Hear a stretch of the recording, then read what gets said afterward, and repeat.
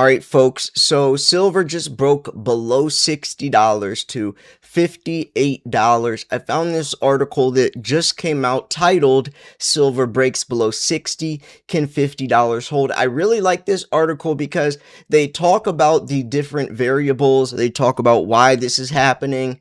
They go over this case for $50 holding. So, as they ask the question, can $50 hold?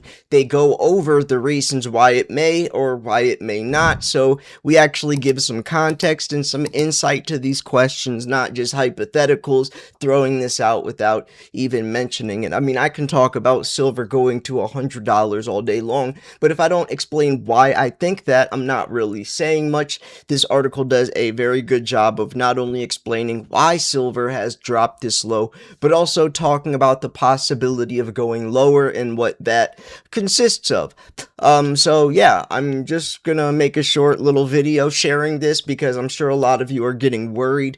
Not too many of you, hopefully, are getting too worried because these are just opportunities to buy the dips. I mean, right now, silver is at a massive discount, so hopefully you'll take advantage. And I have been having some people ask me questions like, can you explain silver's volatility in like layman's terms, or explaining it to a kindergartner, basically. And so I'll go into that also in the latter half of the video, kind of just explaining why this stuff happens and why I'm not worried, and why maybe someone who's just entered the market in the past year or so might not understand or be able to look at these prices without worrying. I mean, I've been stacking for 15, 16 years, so I've seen this time and time and time and time again, maybe not so dramatically, but at the end of the day, the average price of silver for me has been around $15. So me seeing even $58 is astronomical. I mean, we used to fantasize about silver ever breaking $50 again. Like, the majority of my channel, like, do you think silver would ever go back up to $50 again like it did in 1980 and 2011? That would be crazy.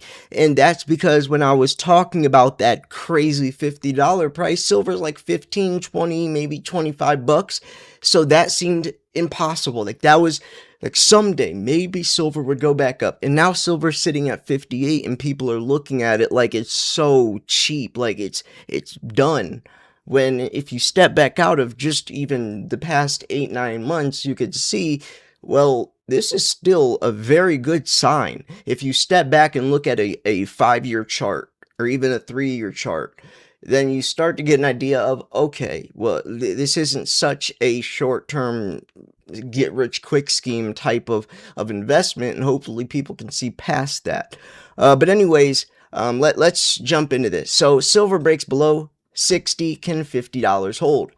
The battle in silver has entered a far more important stage. Breaking below 60 is psychologically significant, but the market's attention is already shifting to another level, roughly $10 lower. Around $50 sits one of the strongest combinations of technical and fundamental support on silver's chart. Whether that area survives the current wave of selling is now the center of focus.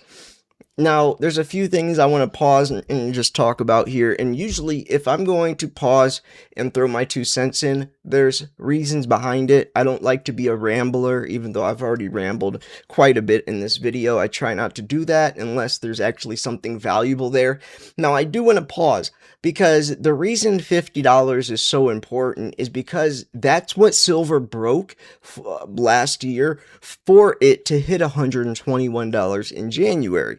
Once silver broke $50, I mean, we were talking about a 37 or 47 year cup and handle that silver broke out of last year. When it broke above 50, silver broke out of the matrix. It banged its head against 50 in 1980 with the Hunt brothers and banged its head against 50 in 2011. So now that it did that, that's why we went from 50 to 100 within a few months. And we knew that would happen. Once silver broke past 50, we knew 100 was coming shortly after. But since it happened so fast, there's a massive pullback.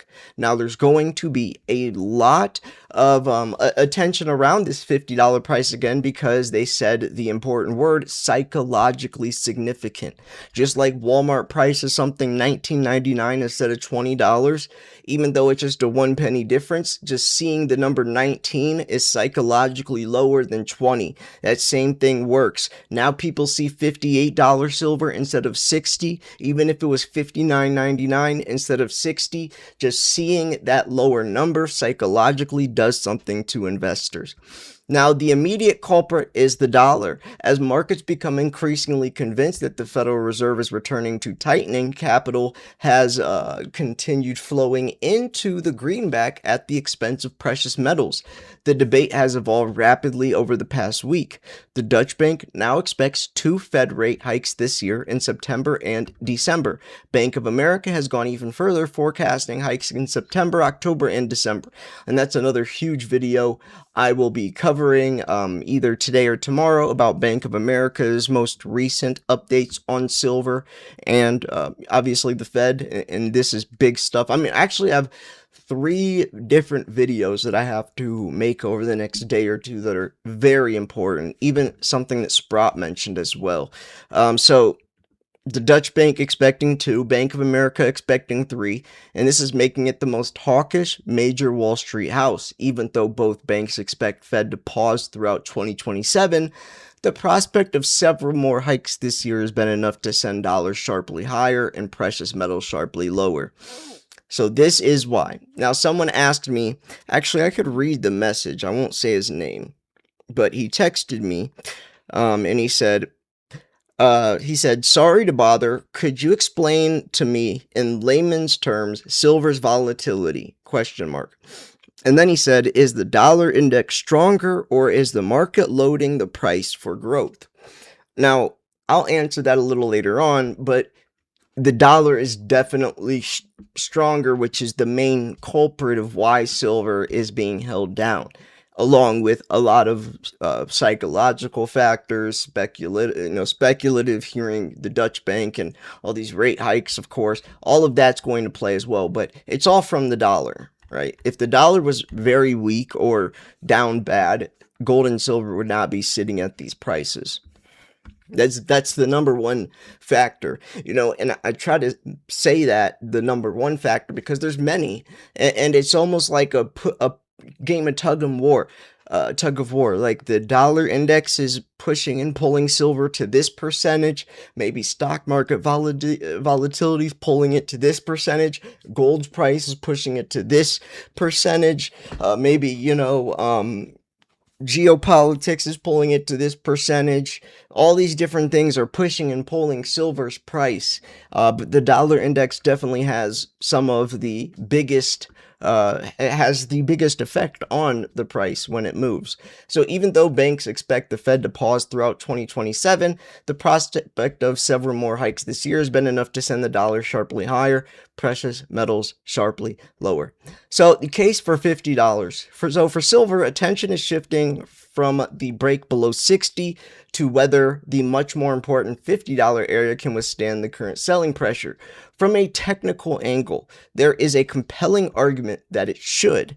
The region lies within the 4th wave consolidation, 48.60 to 54.54, of the 5-wave advance from 2025's low at 28.28 to the record high 121.83. It also coincides closely with the 76% retracement of that rally at 50.35, creating an important cluster of long-term support.